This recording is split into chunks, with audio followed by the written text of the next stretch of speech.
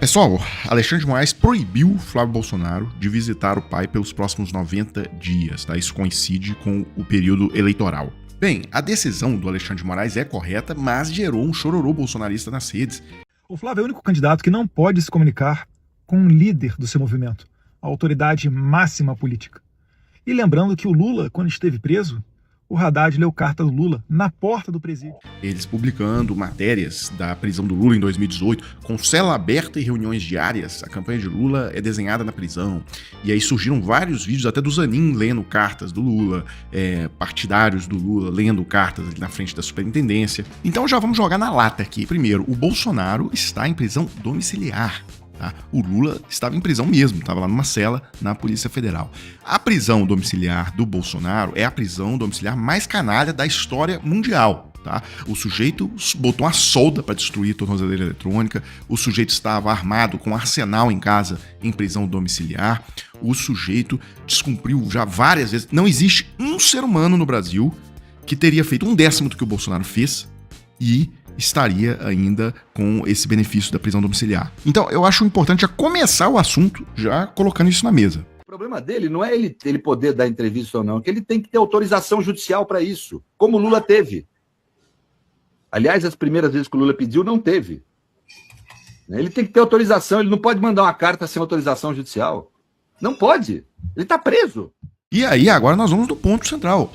O porquê dele não poder fazer essa manifestação, tá? Primeiro, quando ele conseguiu a prisão domiciliar, ela tinha condições, né? O próprio Alexandre de Moraes, na decisão que transferiu o Bolsonaro da Papuda para domiciliar, disse lá, item 7, proibição de uso de celular, telefone ou qualquer outro meio de comunicação externa, diretamente ou por intermédio de terceiros. E no item 8 ele ainda disse, proibição de utilização de redes sociais diretamente ou por intermédio de terceiros. Evidente que quando ele envia essa carta, né, ele dá essa carta para o Flávio, e o Flávio, minutos depois, divulga tudo na internet, faz uma live e tal, é óbvio que ele tá ali fazendo essa publicação por intermédio de terceiros, no caso o terceiro é o Flávio. Agora, eu queria lembrar aqui sobre a importância dessa restrição, tá? O porquê dessa restrição. O Bolsonaro foi condenado por crime de golpe de Estado, tá? Ele tentou fechar o poder judiciário brasileiro. Bem, esse crime foi em grande parte, é claro que teve a parte em que ele escreveu ali uma minuta e enviou para os comandantes das 3 forças, etc. Mas o ponto central é a articulação que ele fez pelas redes sociais, tá? Detonando ali as urnas eletrônicas, criando a desconfiança junto à população em relação às urnas eletrônicas. Tá? Ele preparou toda a violência que a gente viu nas ruas e aqueles movimentos pedindo golpe e tal. Aquilo ali foi tudo montado pelas redes sociais. Então, Bolsonaro, com as redes sociais ativas, ele tem condição de chamar um novo golpe de Estado de dentro da prisão domiciliar. É por isso que ele não pode usar livremente. E se você não concorda com isso, então imagine o seguinte, o Marcola pode usar livremente as redes sociais? É óbvio que não. Ele não pode articular ali os soldados do PCC que estão nas ruas, aí, usar livremente a internet para fazer isso. É evidentemente que ele não pode chamar um salve geral usando as redes sociais. Porque claramente o Bolsonaro rompeu as regras da prisão domiciliar, evidentemente que rompeu. Agora, ele tem um trunfo também, né? Se o ministro Alexandre de Moraes transfere o Bolsonaro da prisão domiciliar para a Papuda e ele morre, ou tem algum problema gravíssimo, isso é um escândalo capaz de mudar a eleição. É como a facada do Bolsonaro. Então, é muito difícil a decisão dele, tomar a decisão a essa altura. E, se não tomar também, eles vão ficar testando, porque eles vão indo, né? Eles sabem disso, que é difícil a decisão de tirá-lo e colocá-lo na cadeia. Né? O Reinaldo Azevedo, hoje, no programa O É da Coisa, trouxe essa interpretação dos fatos que é polêmica, mas eu concordei, eu acho que é plausível. Tá? Os filhos, e o Reinaldo falou isso categoricamente, os filhos do Bolsonaro querem hoje a prisão dele na Papuda novamente. Tá? Eles querem mandar o pai para Papuda. Eles querem o fim da prisão domiciliar. Por quê? Porque isso vai gerar uma comoção e tal. E se acontecer alguma coisa grave com a saúde do Bolsonaro na Papuda, bem, aí é o que o Merval disse, o próprio Reinaldo também chegou a falar nesse aspecto, né, que seria uma virada na eleição, tá? Seria uma possibilidade de vitimizar o Bolsonaro e tal, e aumentar o percentual ali de intenção de voto no Flávio Bolsonaro. Eu falei que os bolsonaros com o pai, eles têm uma relação assim dos irmãos Karamazov com o pai, que eles odiavam o pai, embora fossem tiranizados moralmente pelo pai, eles o detestavam, né? Eu não sei se eles detestam exatamente, mas que fazem um esforço danado para o pai voltar para a cadeia. Atenção, é falso, é picareta, é mentiroso afirmar que o PT, os progressistas ou as esquerdas querem o Bolsonaro de volta à cadeia. Por quê? Quem quer o Bolsonaro de volta à cadeia são os filhos, para poder fazer a vítima. Eu escrevi um texto no Metrópolis, tem lá, o texto diz assim, o Bolsonaro proteja-se daqueles que dizem amá-lo. Bem, então acho que já foi devidamente explicada a questão da decisão do Alexandre de Moraes de hoje, e fiquemos aqui de olho nessa questão da greve dos caminhoneiros. Tá? Eles convocaram uma paralisação ali na frente do Porto de Santos, e o próprio líder disse que a culpa é que o Davi Alcolumbre não coloca para votar a medida provisória da tabela do frete. Até o momento houve baixa adesão a essa greve. Agora, o governo parece que conseguiu algum tipo de conversa ali com o Alcolumbre, e ele vai colocar para votar agora, né, terça, quarta ou quinta-feira, a tabela. Lembrando que essa medida provisória perde validade na quinta-feira. Tá? Então vamos acompanhar esse assunto com atenção. Pessoal, R$ 8.300. Tá? Esse é o valor que o Douglas colocou no bolso esse mês. E olha que essa profissão que ele está exercendo agora, ela nem existia há 2 anos. O dia a dia dele é corrido, ele não largou os estudos, começou do zero, como qualquer pessoa pode começar. Tem uma janela de oportunidade aberta agora, em 2026. O curioso aqui é que essa profissão do Douglas, ela é só uma das 12 que estão pagando muito bem em 2026 na internet. Isso significa que ainda tem outros 11 caminhos diferentes que podem funcionar para você. Então, é o seguinte, tem um link aqui na descrição do vídeo para você falar com o Clayson, tá? Pelo WhatsApp. Aí você clica, manda um oi para ele, explica a situação, né, pessoalmente, e ele vai identificar entre as 12 possibilidades qual que combina mais com você e como que você pode começar ainda essa semana, tá? Então clica aí no link, manda um oi pro WhatsApp do Clayson e que ele tá lá te esperando agora. A gente se vê, portanto, em uma próxima oportunidade. Olá, meu amigo e amiga. Estamos começando mais uma semana aqui no nosso Portal do José, com muita coisa importante acontecendo no Brasil. Numa semana que, antes de mais nada, eu desejo que seja ótima para você, e certamente será. Essa semana é a última semana de Copa do Mundo, que termina no domingo. Então, a partir da segunda-feira que vem, nós teremos os noticiários aqui no Brasil com os olhares voltados para as coisas que acontecem na nossa realidade concreta. Até lá, coisas estão acontecendo, como hoje, por exemplo, um dia decisivo em que o ministro Alexandre de Moraes tomará algum tipo de decisão, dará algum tipo de despacho em relação à provocação que ele recebeu de mandar de volta para Papudinha o senhor Jair Messias Presidiário, porque descumpriu, mais uma vez, uma medida cautelar. Tem gente fazendo paralelo com o que aconteceu com o Lula no passado. Eu vou conversar com vocês sobre esse paralelo e mostrar que tem diferenças absolutamente abissais no meio dessa história. E o ministro Alexandre de Moraes, nessa decisão que deverá tomar, será que levará em consideração que isso pode ter sido uma armadilha para ele decidir de um jeito, justamente para criar mais um clima ou para reforçar um clima de perseguição, enfim. Vou conversar com vocês sobre o que está acontecendo e vou trazer aqui também alguns fatos muito importantes que mostram que a candidatura do senhor Sala Flávio, esse apelido já está pegando, né? Que muitas pessoas estão percebendo que a candidatura dele, ou pré-candidatura nesse momento, é uma bomba relógio, que está sendo nutrida ali, ou está sendo armada, para daqui a pouco, quando ela explodir, não ter nenhum tipo de alternativa para a extrema-direita aqui no nosso país. Pois bem, eu vou conversar com vocês sobre o que está acontecendo, vou atualizar aqui esses fatos, mas antes de mais nada, é fundamental convidar você que chegou agora ao nosso portal, ainda não nos conhecia, para que, em primeiro lugar, você se inscreva aqui e venha participar do nosso portal. Você aqui é muito bem-vindo, muito bem-vindo. Sempre assista os nossos outros vídeos, porque tem uma sequência aqui de análises que nós fazemos. Compartilhe, dê seu joinha, mande seu comentário, porque isso ajuda a gente a chegar a mais pessoas como você, tá legal? Lembrando que no primeiro comentário aqui, sempre tem ali umas informações muito importantes, sobretudo para você que quer participar efetivamente desse ano de 2026, ajudando a mudar a composição no Congresso Nacional, tá bom? Isso aqui é muito importante, muito bem-vindo, muito bem-vindo. Então, vamos aqui aos temas. Começando, em primeiro lugar, com a agenda do presidente Lula, né? Porque a imprensa não fala absolutamente nada. É como se a gente não tivesse um presidente no nosso país, como se ele não estivesse fazendo absolutamente nada. Compete a nós aqui nas redes sociais reverberar, né? O que está acontecendo.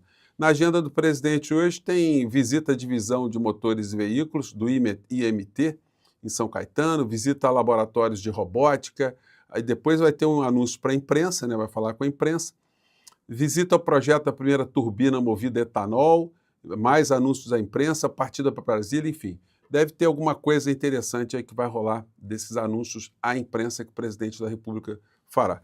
Aqui a gente tem cobrado sempre, né? Isso deveria ser uma rotina. Todo dia de manhã cedo, se o presidente viesse a público, tivesse ali uma exposição de uma série de fatos que estão acontecendo, isso ajudaria a pautar a grande mídia aqui no nosso país e até os debates aqui nas redes sociais.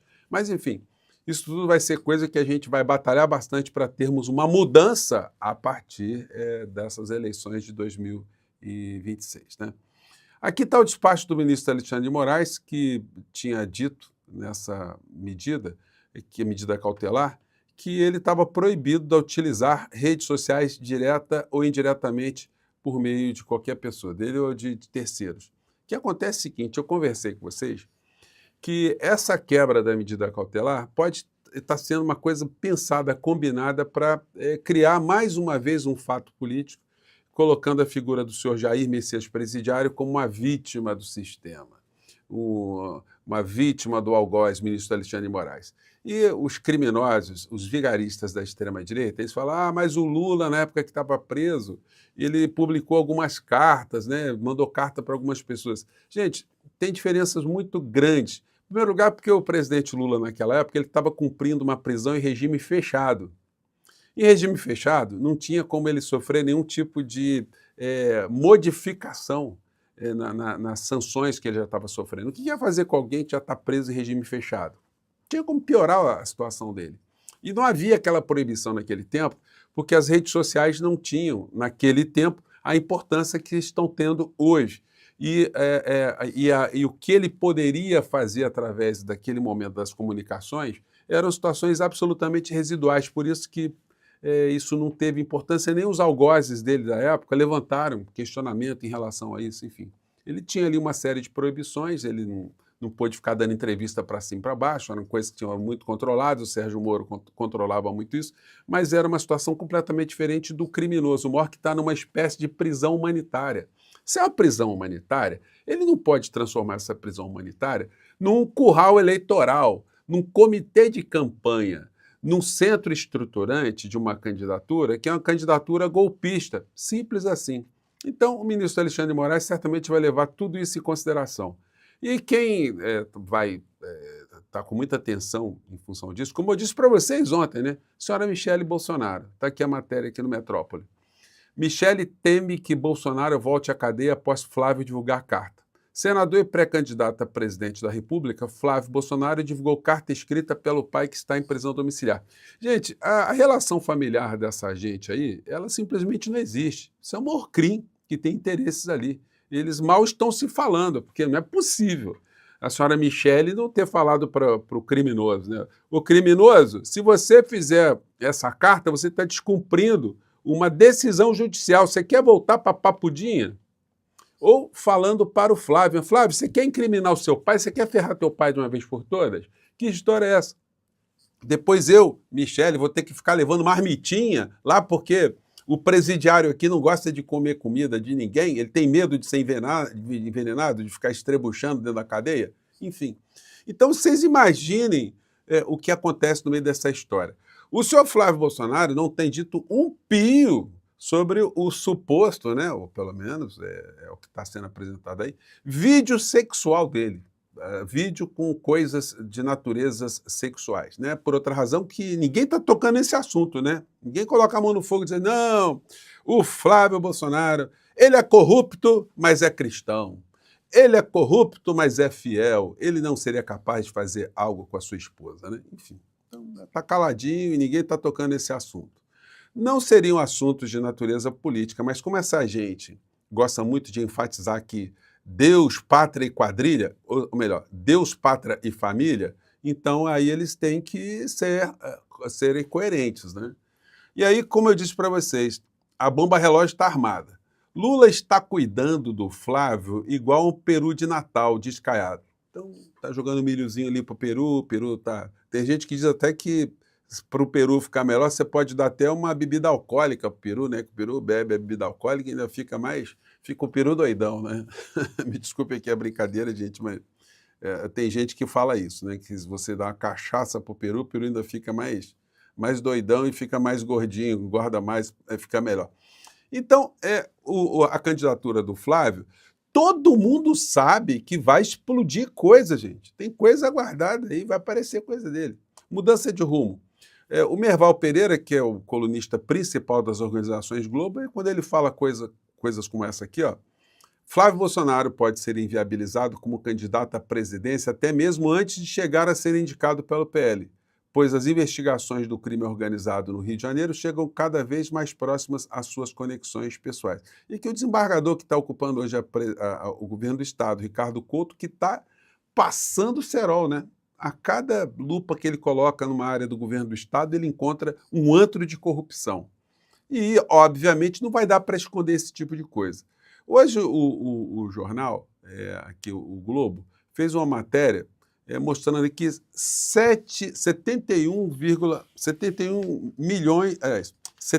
bilhões e 800 milhões na mira, né? Está aqui no jornal impresso e está aqui na internet também.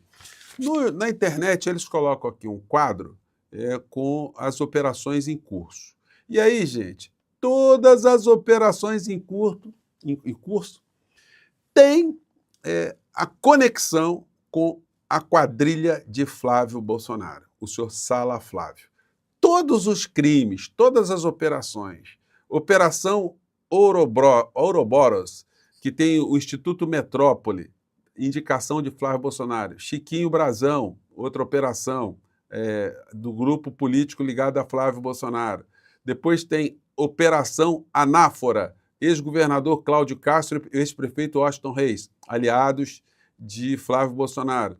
Quarta fase da Operação Unicarne, Thiago Rangel, também ligado a Flávio Bolsonaro. Quinta fase da Operação Unicarne, ex-deputado Rodrigo Bacelar, está preso, o grupo político de Flávio Bolsonaro. Pastor Márcio Pôncio, grupo político de Flávio Bolsonaro. Gente, é tudo, é que nem eu coloquei no vídeo para vocês aqui, ó. Todo tipo de crime, é que nem o posto Ipiranga, né? Pergunte a Flávio Rachadinha, pergunte ao Flávio, Sala Flávio. Então, todas essas falcatruas aqui tem algum tipo de conexão política com o Flávio Bolsonaro. Então, seguinte, algumas coisas vão explodir, não vão ter como segurar isso. Coluna do Bernardo Melo Franco, autópsia de governo Castro expõe antro de corrupção no Rio. Ao decretar novas prisões, o juiz relatou sangria das verbas públicas. E aí vamos embora, né? E aí é o seguinte, numa matéria hoje, que está no jornal, aqui já para a campanha do Estado do Rio de Janeiro, disputa de pais e ruas por prefeitos, está aqui o título, né? O título é esse aqui. Por prefeitos gera troca de partido, acusações de traição. E aí eu estou vendo aqui a reunião, vendo a turma aqui na reunião, o Ruas, que é o candidato do esquema do Flávio Bolsonaro, do lado do senhor Márcio Canela, que está com tornozeleira na canela, né? Estava preso, mas agora está com a tornozeleira. Do lado dele, Altineu Cortes, que é o cara que vendia asfalto para a prefeitura do Ruas, estava dele do lado. E do lado dele, o Pazuello, o cara que comandou a fase final do genocídio bolsonarista contra o povo brasileiro. Alguém incompetente, alguém que não poderia ter aceitado esse cargo para ser ministro da Saúde, no entanto, ele fez isso e só se prestou ali a cumprir o negacionismo do criminoso genocida, senhor Jair Bolsonaro, né? Então ele vai ficar com essa pecha também para a história dele. E aí a gente chega aqui no esquema que tem que ser desmontado, gente. Isso aí não pode ser mantido aqui no nosso país. O tal do orçamento secreto, as emendas parlamentares. Os editoriais de jornalões, eles atestam que isso é uma anomalia aqui no nosso país. E aí a gente vai vendo o seguinte, quando uma grande parte desse orçamento é comandada por um ladrão, já que não existe um ex-ladrão, o senhor Valdemar da Costa Neto, líder do PL, um dos líderes do Centrão, gente, tem alguma coisa muito errada no Brasil. Alguém que foi para a cadeia por ladroagem está sentado sobre um orçamento e, com maior disfarçatez, distribuindo orçamento tem compromisso demais.